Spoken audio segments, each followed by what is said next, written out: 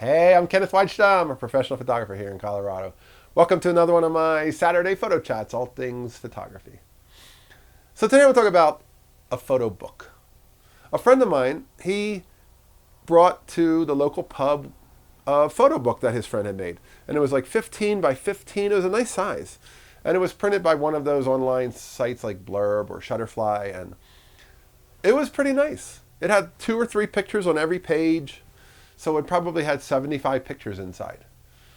And he asked me if I thought it was made by a professional photographer. And I said, no, the photos are in places where the light isn't so good and the locations are like inside their bedroom at night. They wouldn't be there, all those places. It was probably made by one of the parents with their phone. And he said, oh, wow, it's pretty good quality. I go, it is. If you look real close, you can sort of see some of the phone artifacts, but nobody's looking that closely. And it doesn't matter because you know why? They're memories. And they have 75 photographs printed as memories in a book that's going to last because it'll stay on their bookshelf. And when they move and when they go to the next location, when they end up passing and somebody else moves their stuff, they're going to keep that book because it's got pictures, 75 pictures. And I was really impressed. I liked it. But there was something bugging me. And I wondered what it was that was bugging me. And then I went through the book again. And I stopped looking at the layout. I stopped looking at the quality. And I thought, you know what it is? There are 75 pictures of people standing with their phone up. And the picture is 2 or 3 people with their phone up. And there were multiple, I guess 75 photos of them looking at the camera. And then I started to notice that all of the looks were the same. They had gotten so good at giving the same exact look. I have friends now that I know online and local folks, but then I see them online, and every time they have the smile on, it's the same smile. I can almost draw the smile. It's going to be the exact same one. I can take the smile from one picture off the next. They're all identical because it's a mask they've learned how to put on every time somebody says, let's take a picture. And the thing that left me wanting in that book was, is there anything, do they do anything? Does anybody have anything that they like to do? Like, does anybody read a book? Does anybody fly a kite? Does anybody play the piano? Is there anything specific about these people? Or do they just like to pose for cameras? Because this whole book was full of 75 photographs, but there was not one that told me about them and who they are and what they do. And it made me think. I think that that's important. We have to be more than just taking pictures of ourselves. And that's the world we're in right now. The selfie world is everywhere. Let's take a picture of us.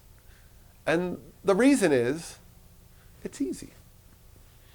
It's difficult to go and figure out how to photograph somebody doing something. It's changing, it's got some motion, it might move. It's easy to hold the camera up and make a selfie. It's like the wedding photographers who shoot the bouquet, or they shoot the flowers, they shoot the place settings, they shoot the dress. It's all a bunch of still lifes. They're easy. An art director set up the whole place. It's always a beautiful room. All the settings are perfect. They're expensive. But shooting the real moments, the emotional moments that are fleeting, that only happen for a split second, you have to be quick to get them. They're difficult. That book was full of no fleeting moments. That book was full of still life pictures of flowers and placemats. Everybody with a mask on going. And I want to challenge families. My brother was the same way. He would show me pictures when his kids were growing up. And I'm like, do they do anything but smile? It's just, maybe I'm being too hard. They have photographs. At least they have photographs. I'm not knocking that. But take it to the next level.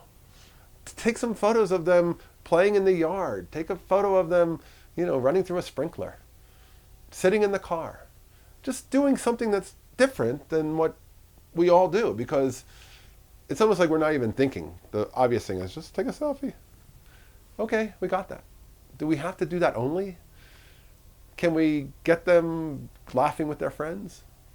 Can we get them engaged in some part of their life that actually tells us who they are? And then put some of those pictures in the book. It doesn't mean you can't put any selfies in the book.